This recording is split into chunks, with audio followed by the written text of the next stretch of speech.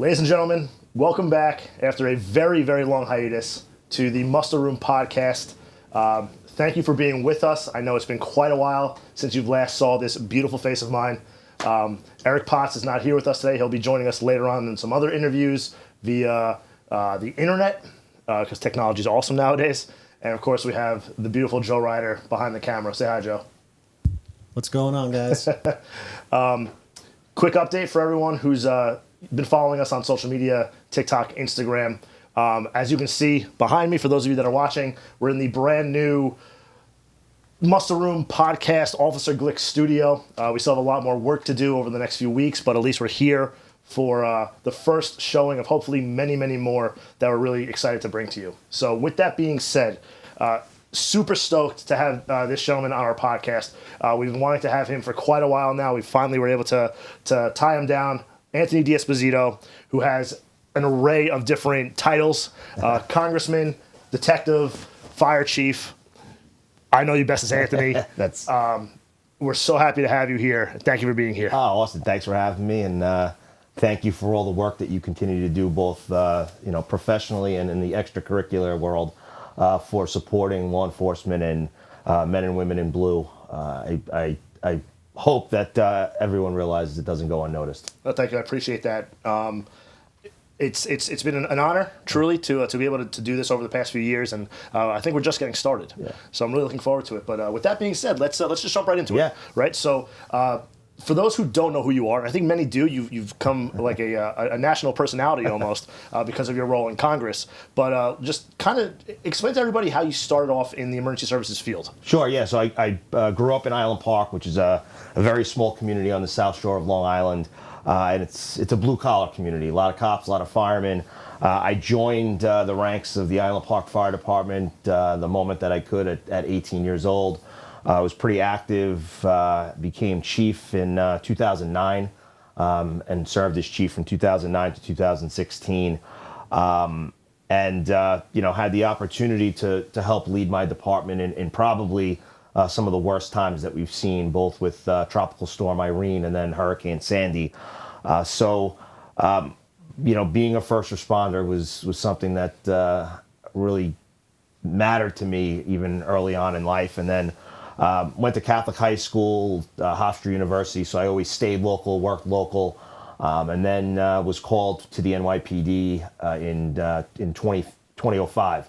And joined the ranks of the NYPD, and I always say it. People to this day say, you went on to be a councilman, you're a member of Congress. You must be so glad that you're out of there. You don't miss it at all. And truthfully, I miss it every day. It really is for those that I know there's a lot of cops out there that say the job is dead and the leadership is terrible. I still believe that any law enforcement professional, any law enforcement job is what you make of it. And the NYPD is the same. I think it's what you make of it. Obviously, you go through hills and valleys, peaks and valleys, and sometimes things are great and sometimes things really suck. But at the end of the day, you have a front row seat to the greatest show on earth. And I think that the NYPD and any law enforcement agency, Nassau County, Long Beach, Suffolk County, even the federal agencies are, they play host to some of the finest people in the world. And just like any profession, there's bad lawyers, there's bad doctors, there's bad politicians, there's bad cops. But I think, as we always say, there's nobody that hates a bad cop more than a good cop. And so I encourage people to still get involved in being a first responder, but specifically law enforcement. So joined the NYPD in 2005 and had a great career. Spent my whole career in Brownsville area of Brooklyn in the 73rd Precinct. Got promoted pretty early to detective.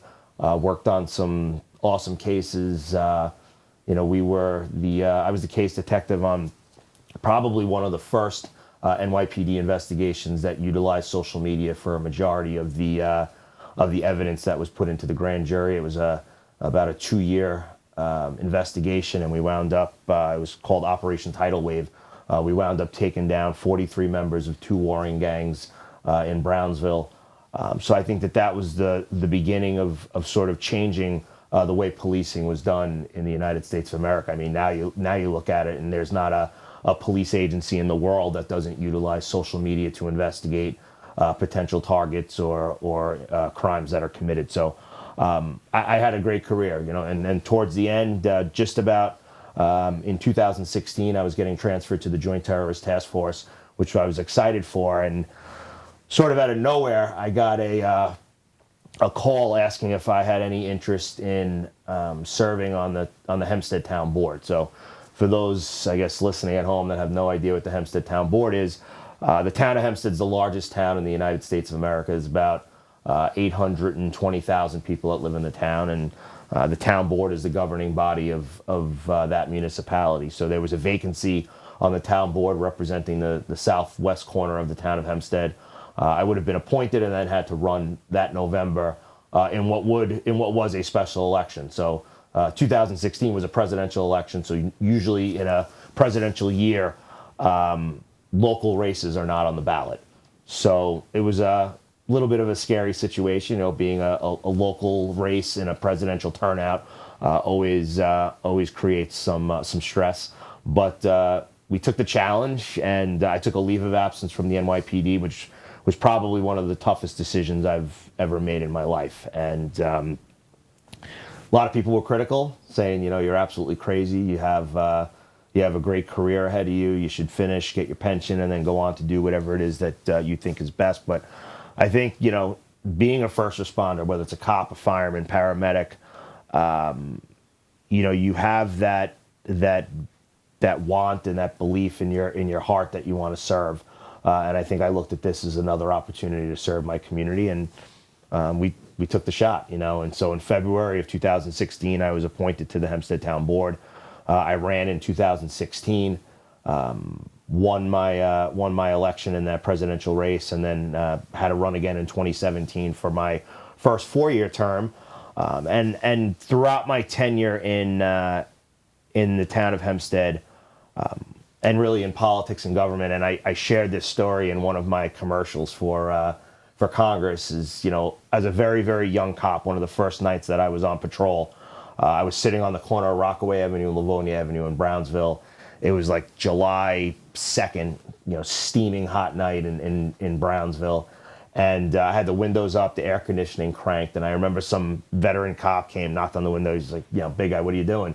And I said, I'm just kind of monitoring the radio. And he said, well, for as long as you ride around these streets, you always have your windows down so you can, hear, smell the streets and know what people want. And that's how you keep these streets safe. And I kind of shrugged it off, didn't think much of it. But moving forward and then thinking about that constantly and bringing that into my next public service career as an elected official, that's really what I did. I was out in the community every single day, whether it was, the grand openings of businesses, whether it was supporting local, nonprofits and other groups, whether it was Girl Scouts, Boy Scouts.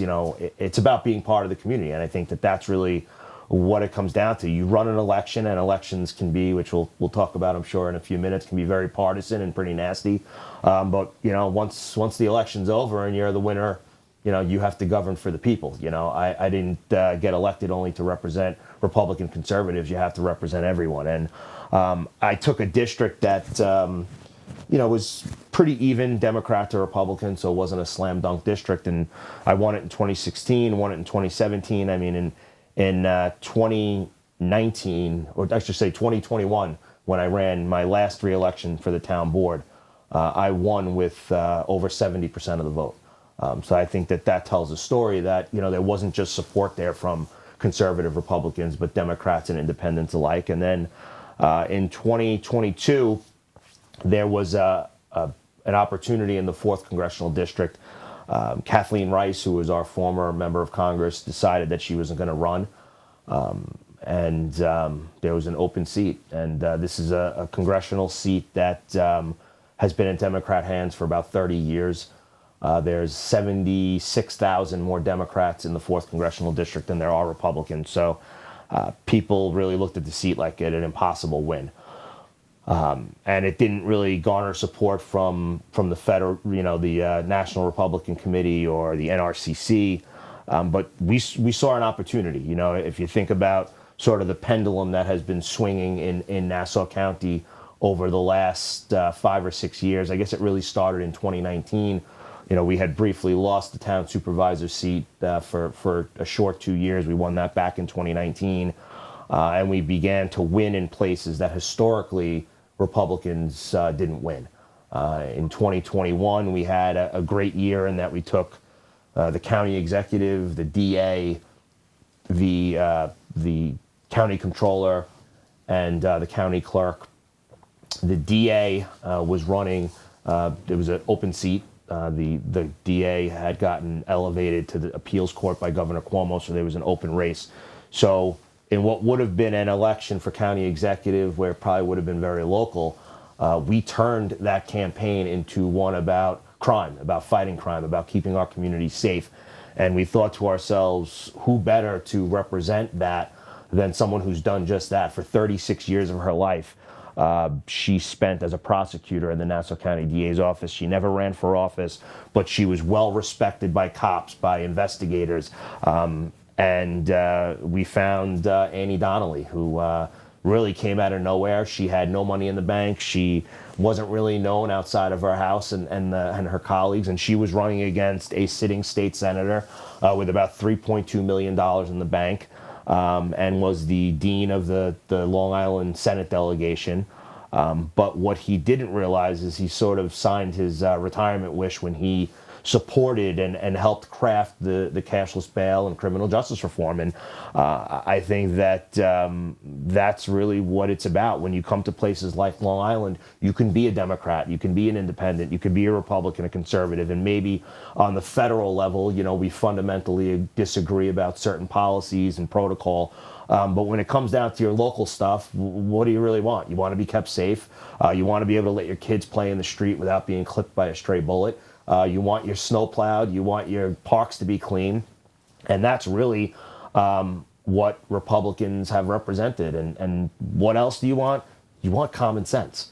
And I think that has really been where Democrats have lost their way over the last 5 or 6 years. And the Democrats that do have common sense, unfortunately, are being silenced, especially on social media and the mainstream media, by the loudest voices who are often the furthest and farthest progressive. So in 2022, we took a shot at it. Everyone in the country said it was an impossible win, and we won. On election night, we were able to win by about 11,000 votes, 4 or 5 percentage points. And it was a night that New York saw great wins. And not only did New York see wins, but it was interesting because the United States of America was expecting this giant red tsunami to come across the country. They planned on the House of Representatives to be in the majority by 20, 30, even 40 seats. And when all the dust settled on the day after Election Day, we did have the majority, but we had it by just a few slim votes. And those votes were picked up in some of the bluest states in the country. And why? Because people were sick and tired of cops and firemen being targets. People were sick and tired of these progressives putting their policies in place. People just wanted to be safe. They wanted to elect people, even if they weren't from their own party. They wanted to elect people that represented law and order. So you saw Republicans win in California, which is as blue as they come. You saw Republicans win in Oregon, which is blue as they come. And you saw the largest Republican delegation in probably congressional history from New York as Republicans elected in 2022. And we really were the majority makers. We were the ones that delivered the majority to the House of Representatives. And quite frankly, thank God we did. Because if not, the damage that has been done over the last 4 years with 15 million illegal migrants coming across our nation's southern border, the disaster of the economy, the war against cops and law enforcement, the weaponization of our justice system, that could have been so much worse if we didn't have the House of Representatives and the 118th Congress to sort of hold that line between the good and evil. You brought up a lot of stuff Yeah. over the past few minutes, and there's so many things that I want to touch upon. Sure. First and foremost, I'm going to just go back a little bit. Yeah. So you start off as a volunteer firefighter. You're a police officer, make your way to detective, then you make your way to the Town of Hempstead, councilman, and then obviously Congress. And you're still so young, right? So first and foremost, you have a storied career that most people would only dream of, right? And I know there's a lot more that's coming down the pipeline. Some days it felt like a nightmare, but So that's kind of actually what I want to get into, right? So you've done so much in such a short period of time already. So many people say that being a police officer is probably one of the worst jobs that you could have on this planet just because of all the hate that you get. Then you think about it, all the hate that you get as an elected official. yeah. In your eyes, which job was tougher, being a police officer or being an elected official? So I think that it's a great question, and I think that I'm going to start with saying this. I say this often. I've told this to leadership. I actually said this to President Trump multiple times. I think that more people in the United States of America that are law enforcement professionals should run for office. It's like, years ago, a lot of people have said that, people that worked in service should become elected officials, because it's like that you have that sort of that street knowledge, you have the real life experience. So often, I mean, even for me growing up, like you think about somebody wanting to be a politician. What do they go to school for, right? They go to school for political science, they become a lawyer, they become a politician. And whenever I speak at schools, I say it all the time to kids. If your life, if you see in your future that you want to be an elected official, you want to be engaged in politics and government, go to school for whatever it is that you want to do. You want to be a vet? Go be a vet. You can be a great political leader. You want to be a cop, you want to be a fireman, you want to work in sanitation, you want to be an accountant, a lawyer.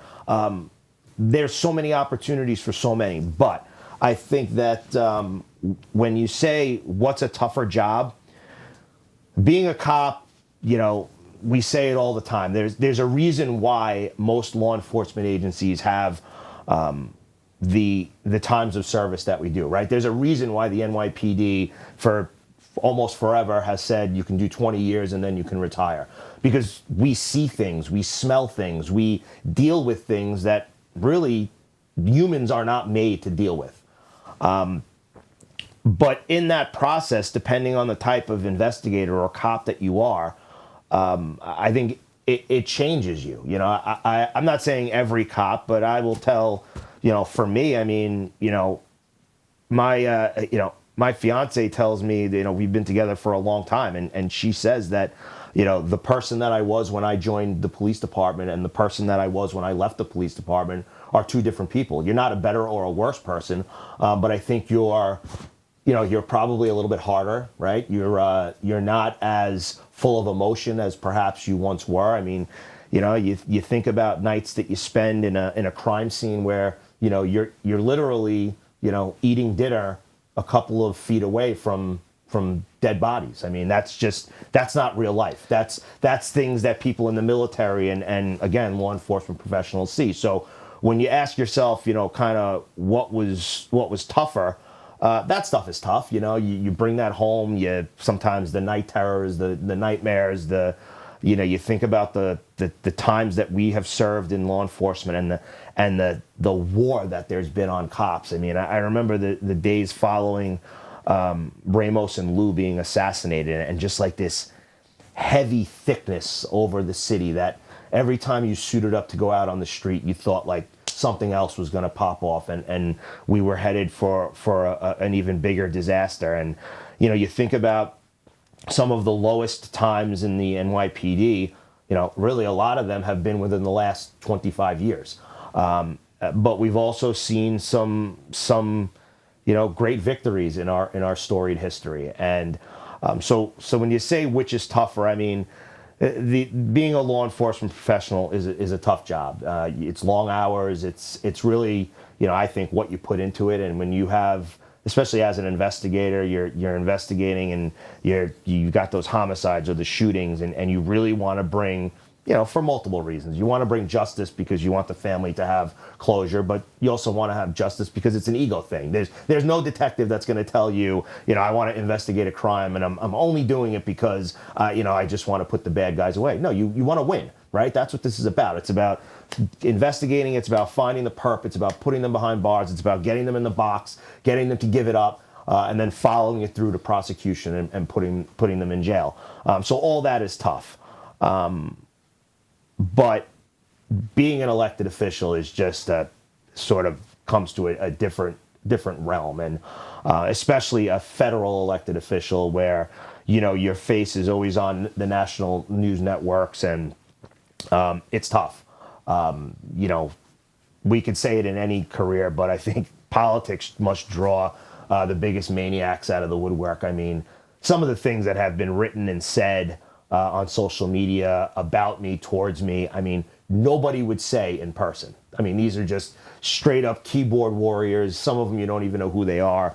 And some of them are dangerous. I mean, we've, over the last couple of years, we've had multiple death threats. We've had bomb scares where people have been arrested, So life's not easy. You go out to dinner and you're harassed by, pro-Palestinian, terrorist sympathizers. So none of that stuff is ever easy. And then, there's also the competitiveness of it. The fact that you're competing in Congress really, against your own party. You want to have positions on committees. You want to have chairmen of subcommittees. You want to be part of certain caucuses and other opportunities. And that's all competition, not just amongst the other side of the aisle, but as well as the people in your own camp. And then you have the political side of it. The fact that in Congress, it's a 2-year term. So the moment you win, you got about 12 hours to relax and soak up the good time, and you're back at campaigning. And it's kind of insane the amount of money that's spent on these races. So when you say what's tougher, I think that, being a cop was tough, but the toll that being an elected official, especially in the federal government, the toll that it takes amongst, listen, I think for me, I have pretty thick skin, like you kind of take it, you wash it off your back and move forward, but it takes a toll on the people that you care about most. Yes. So you had made reference that you, as a police officer, we see a lot of crazy, fucking things throughout our career. By the way, you can curse a little bit if you want to. I know you probably won't, just being from your political position, but they say that a normal person who's not in the first responder field will probably see about 3 to 4 traumatic events in their career. When you look into law enforcement, maybe even some fire departments that are very active, a police officer, especially in a busy department, will have over 800 incidents where it would be considered a traumatic event. Yeah. Being in the NYPD, especially somewhere in Brownsville where you worked, it's probably in the thousands, actually, for some of these police officers and detectives. So I think you're 100% correct when you said that you should work in public service before you actually get into politics. Yeah. And I want to see, hopefully, a lot more police officers over the next few years. Me too. Swing into it. I actually have a question about that.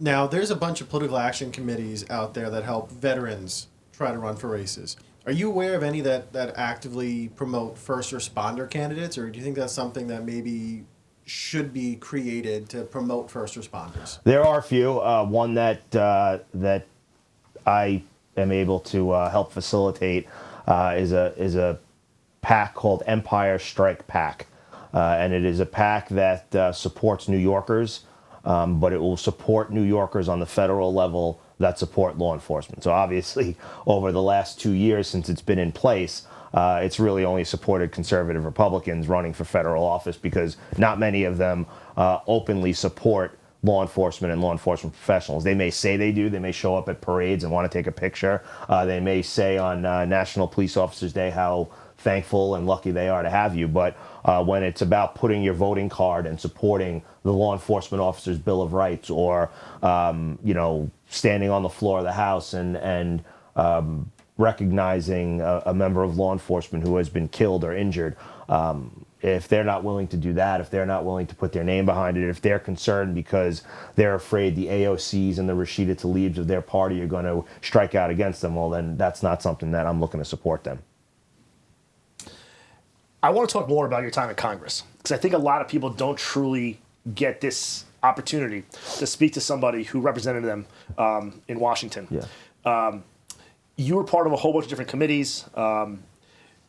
If you can paint the picture for the listeners, walking through those doors every day, Yeah. what was it like? What did you experience? I know there's probably some stories you probably can't even tell us, but if you can really drive home what it's like to be a member of Congress working for your constituents, but again, with your law enforcement background, I think you did a lot with Homeland Security, you did a lot with counterterrorism. What was that like, especially for the listeners who are in law enforcement? So I think it's hard to really put it into words. There's no question that there should be more law enforcement professionals in politics, and one of those reasons why is you cut right through the bullshit. You know, you're not there to have pleasantries. You're not there to BS. You're there to find solutions to problems. And sometimes, even those in Congress, that's not really what they're looking to do, right? I mean, there's a lot of, unfortunately, committee hearings. There's a lot of good work that's done in committee hearings. You drive down an issue and you just keep pounding it away so that it raises awareness back home. But unfortunately, there's some committees in Congress that the purpose of these committee hearings is just to create some sort of Twitter moment, or make sure that you have a cut of video that you can fundraise off of. So that's super frustrating. But from the moment that I walked into the Capitol building for the first time till, I'll be back there tomorrow morning, there is never a time that you don't get overcome with emotion. I thought to myself the first time I walked out the back steps of the Capitol building, so you kind of, these huge doors open up, and you're looking at the Supreme Court, and you're looking at the Library of Congress, and you think to yourself as you're walking down these steps, less than 20 years ago, I was standing a foot post in Brownsville, Brooklyn, on Rock and Livonia. And now I'm walking out of the United States Capitol building as a member of Congress. And in the history of the United States of America, there's been just over 13,000 people who have been elected to the House of Representatives. And somehow I was given that honor, and hopefully I'll be given that honor again, on the next time around. But I think what is so critically important, and I say this all the time, if you walk through those hallways and you don't feel pride, if you walk through those hallways and you just don't want to wrap yourself in an American flag and be thankful for this country, if you walk through those halls and don't remember the people who died to give us the ability to cast those votes in that building, once you stop thinking about that, that's when you should tap out. That's when your career should be over. And when we talk about, many times, especially recently with everything going on, people talk about term limits. And there's a part of me that you look at some of these people that are running our government, and you're like, fuck yeah, they should have left 20 years ago. But I think that there are people, I take, for example, a guy like Tom Cole from Oklahoma. He's the chairman of the Appropriations Committee. You think about a guy like me in his, early 40s when I got to Congress, a guy like him in his 70s. He's the second or third longest serving member of Congress. But he still has that enthusiasm. He still walks through those halls and talks about how honored he is to be a member of the House of Representatives. He still is chairing a committee and fighting for, what we believe in America. So a guy like that, I don't know, do we want to lose a guy like that, right? Here's a guy full of institutional knowledge who younger people like me who, I grew up on Long Island in New York. This guy grew up, in Oklahoma. What possibly could we have in common besides liking to smoke a cigar? Not much. But here's a guy that I would go to regularly for advice, for guidance. And I think people like that are important. So I think that, one of the things that is just awesome about being a member of Congress is finding friendships with people that no way in your life would you ever meet these people, communicate with these people, visit with these people. I mean, you get to visit parts of this country that, visiting some Bumble F community in Nebraska probably isn't on most people's vacation list. But you get to do this. Why? Because there's an issue that's of critical importance to one of your colleagues that you want to go and raise awareness to. There's something going on in your committee hearing that, you need to get a bird's eye view. So you travel there first so you can, stuff like that is just amazing. And then obviously the inner politics. I mean, working and negotiating and the horse trading that goes on, what we can get for our people as long as we give, to the other side. And some of the, I'll leave the names out, but some of the most dramatic of characters that we all know from the House of Representatives, they're people that at the end of the night you go and have a cocktail or have dinner with, and they're just, normal, regular people. It's when the camera comes on that they become these, these late night talk show sensations. Yeah, I remember you telling me that. Yeah. For those who don't know, Anthony, during Police Week especially, your office is very popular. Yeah. A lot of law enforcement officers, not just in New York, but from across the country come and they pay a visit to you. And you had the ability to take the Law Enforcement Officers Weekend group on a tour of the Capitol building. And I remember walking through and you telling us that a lot of what we see on TV is just that. It's for television. That's it. A lot of these Republicans, Democrats, at the end of the day, they're friends and they're eating dinner together. Yeah. And I never knew that. That was kind of eye-opening for me. One of our mutual friends from New York, who will remain anonymous, calls the House a reality show for ugly people. I won't say that. That's funny. C-SPAN's reality TV. Yeah, exactly. Yeah. I have another question for you. What was the toughest day for you that you could recall as a member of Congress? Toughest day. Let's see.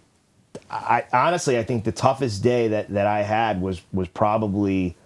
I guess there was two. One that I realized later that really wasn't that terrible, but the first day, right, January 3rd of 2023. I mean, there's probably 100 people from Long Island that made the trip to Washington, D.C. for this big swearing in. You're going to have a big party. We get down to the floor, and Kevin McCarthy doesn't have the votes to become Speaker. And next thing you know, it's Tuesday, it's Wednesday, it's Thursday, it's Friday, and it's Friday night at 2 a.m. My friends are texting me from the bar at Jimmy Hayes because now most bars in Long Beach and Island Park, who probably didn't even know what channel C-SPAN was on, is now everyone's watching C-SPAN because they're waiting for the swearing in. And what was 100 people visiting D.C. is now down to just my brother Timmy there for the swearing in. So, that kind of sucked. It's your time to get sworn in. But now looking back, you think that really it wasn't important. You got sworn in, you got to serve. Probably the toughest day, I would say there were probably two, but probably the worst or toughest day. I shouldn't say it was the worst day. It was the toughest day because I was just beyond frustrated. I was upset. I was angry. Was really in late November or early December. I forget the exact date. I guess it was December of 2024 when we had the continuing resolution to keep the government open. And as part of that negotiation, we were able to negotiate with the Democrats in the Senate, with Gillibrand and Schumer, me and Garbarino on the House side, and we were able to keep funding of the 9/11 health care to 2099, and it was a huge win. I mean, it was something that has been, fought over the last 10 years. I mean, we've had this conversation, but when you got guys like Lou Alvarez and others who literally their last days on this planet are spent walking the halls of Congress begging for the money that 9/11 first responders deserve anyway is sickening. And I've spoke about this on the floor in committees, and it's one of those things that no matter how many times I talk about it, you can't not get emotional because it's absolutely fucking idiotic that that's still going on. And we were able to find a solution. I mean, here's a time where, I mean, probably following the 2024 election, I mean, everybody was fighting. And here we are, where 2 Republicans from the House and 2 Democrats from the Senate were able to negotiate with the rest of the House and Senate, 535 people, to get this money into the bill. And legitimately, it was 3 o'clock in the afternoon. We had some members of the PBA leadership. We had Andy Ansbro and the UFA leadership down. We were in Speaker Johnson's office. We took a picture. And within 20 minutes of that, Elon Musk sent out a tweet saying that the continuing resolution is full of pork and that it should be taken down immediately, and posted like a picture of the bill in its form printed out, which looked like tens of thousands of pages because, unfortunately, laws aren't one page. And all of a sudden, this social media barrage began where now members started veering off. They were concerned about, not being in the good graces of the Trump administration. And, we had conversations with President Trump. President Trump's team knew exactly how important the 9/11 funding was to us, and quite frankly, it's important to him. I mean, any way you look at it, Trump's a New Yorker. He loves the NYPD, he loves the FDNY, he loves the Port Authority police. I mean, he speaks of them regularly. He had them at his inauguration. Yeah, he had them at his inauguration, and he was all in on that. But it kind of got ahead of itself too fast, and even our conversations with President Trump, we weren't able to get just that back in the bill without the rest of it dying. And it was just defeating. Obviously, it's the last week of the 118th Congress. You were hoping to deliver this big win, and, it was taken down.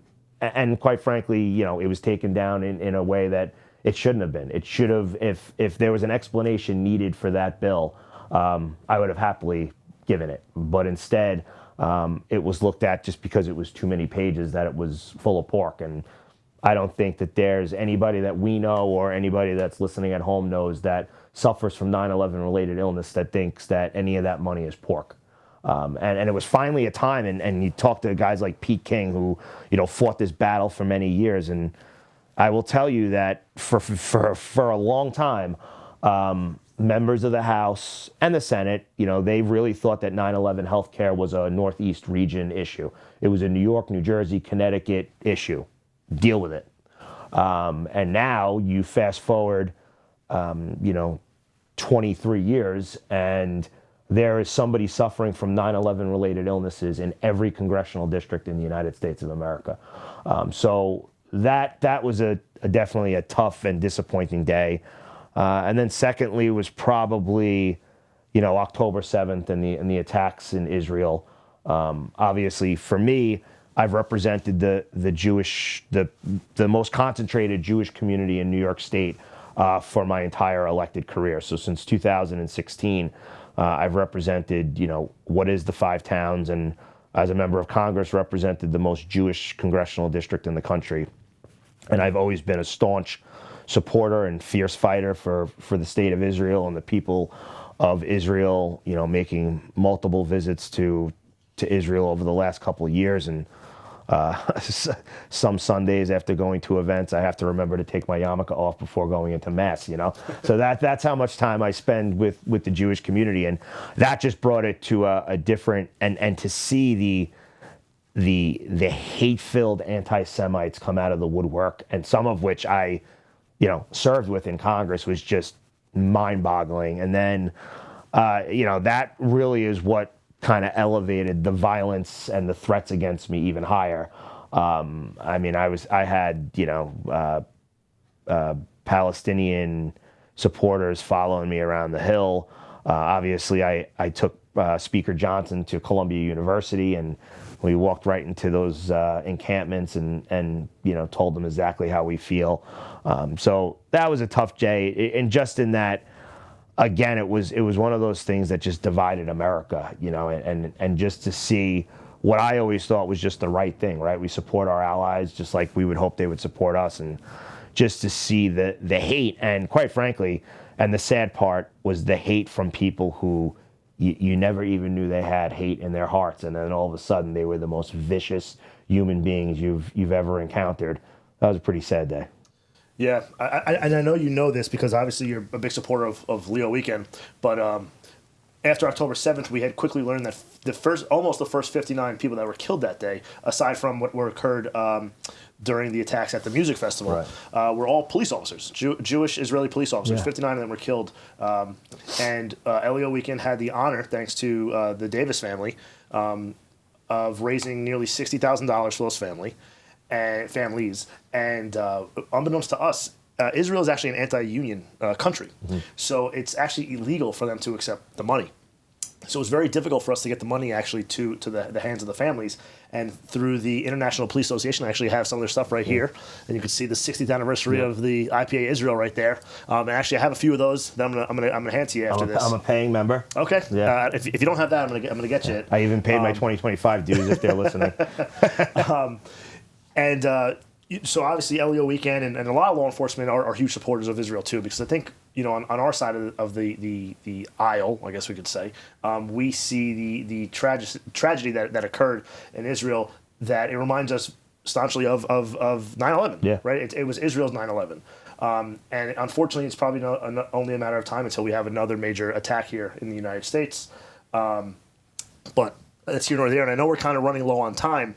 So the next question I want to ask you, probably the last question, is what is next for Anthony D'Esposito? We'll see. Listen, I think that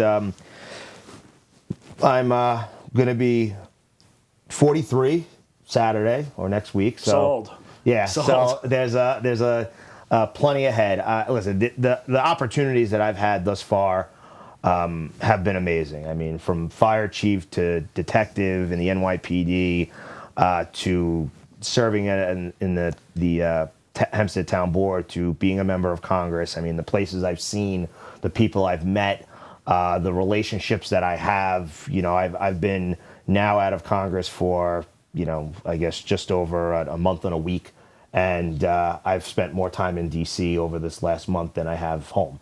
And I plan on continuing to do that. I'm, working with some organizations that, with issues that we're passionate about, to help them get their ideas across the finish line. And, opportunity awaits. I've been in touch with the administration, and, there's some opportunities and some ideas that they have that we're sort of working out. I am not at all counting out elected service in the future. I'm one of those people who likes to be out on the street. I like to be hearing from people. I like to be doing the work of the people. And it's only been, just over a month and a few days, and I do miss that, So the next opportunity there is to serve. I will absolutely take it. And, listen, the 2024 election was tough. It's when you talk about money being spent, I had a conversation with Mayor Eric Adams on Inauguration Day in D.C., and we were talking about money spent in campaigns. His race cost him $7.5 million. I had $32 million just spent against me. So you think about that. The mayor of the city of New York, probably the most powerful mayor in the world, ran for office and spent about $8 million. I ran for a congressional seat and had $32 million spent just against me. So Democrats spent $250 million against 4 members of Congress in New York State. And unfortunately, this was one of those seats where, listen, there's 75,000 more Democrats than Republicans, and in a presidential turnout, it's very hard to overcome those numbers. We looked at the numbers, we've ran them every which way. If you took the 2024 election and it was an off year, we would have probably won by 5 or 6 points. But when you have the turnout in some communities that are just not voting for you, regardless of what you do or the diseases that you cure, it's very hard to overcome that. And you essentially run out of votes. You just can't get any more. But Listen, for me, I'm super proud of the work that we did in this district. In 2020, Joe Biden won my district by 16 and a half points. He beat Donald Trump by 16 and a half points. That was Joe Biden. Fast forward 4 years, all the work that we've done, the ground game that we've had, the legislation we've passed, the money we've brought back to this district, and now a race that Republicans would have never entered 4 years ago. They wouldn't have spent a dime here. We were able to move this district to Kamala Harris only beat Trump by 1 point. We were within 1 point of winning this congressional seat and President Trump winning this district. I mean, that's a 15 or 16 point swing. That doesn't happen anywhere else in this country, and it hasn't happened anywhere else in this country. President Trump knows that. The National Republican Committee knows that. So, the work that we did was there, and I know the support that I have runs deep. So it's really, we'll see what opportunities await, and the first one that gives me a chance to do the things that I love, to serve, whether it's in the same capacity or a different capacity here at home or elsewhere. I look forward to taking it, and I know that we will be able to continue to do the great work that we've done thus far. Well, I certainly look forward to it. I'll say this before we go. You had mentioned earlier that it's not just sitting in a congressional seat, putting your pen to paper and making a vote. When you're not in Congress, you're out and about in the community. Yeah. I've said this to you before. I've texted this to you. I can't understand. I can't fathom, because I think I'm busy. Yeah. I can't just imagine how much work that you do. Because when you said that, you went from one day wearing a yarmulke to a few hours later having to be in mass. It's true. Yeah. I mean, I see you and I see some of our other elected officials just every single day hitting the pavement, going from event to event to event, where you're not even getting home until sometimes midnight, 1 a.m. And that's really what it's about, and the thing that I think is critically important, and when I talk to newer elected officials, I'll use Pat Mullaney, for example, right? He's a guy who, he's a FDNY lieutenant, and if you would have asked him 5 years ago, you think you're going to be running for office, he probably would have laughed and said that's never going to happen. Now he's running for re-election in the county legislature, and I tell him often, and he actually just called me on the way here, and can we talk about this? Need some advice about this? And I love that. I love providing the advice. But what I tell them all the time is, you never ever handle yourself as just because it's an election year. The way that I look at it is, you should be on election year every year. If you have a 4-year term, you should do the same events that you would, in your first year as you would when you're leading up to the election. That's what people remember. People don't want to see someone who's, just kind of fly by night, who shows up, we say it often. There are people, unfortunately, on both sides of the aisle. They do their best governing, in September and October of an election year. That's not what we need. What we're looking for is someone who, regardless of an election year or not, they're out there in the community. And that's really what it's all about. And, I say it often, this and the way that I've come about this, and I think that others that have been successful, it's a lifestyle. You need to understand that when you wake up in the morning to the time you get home, this is it.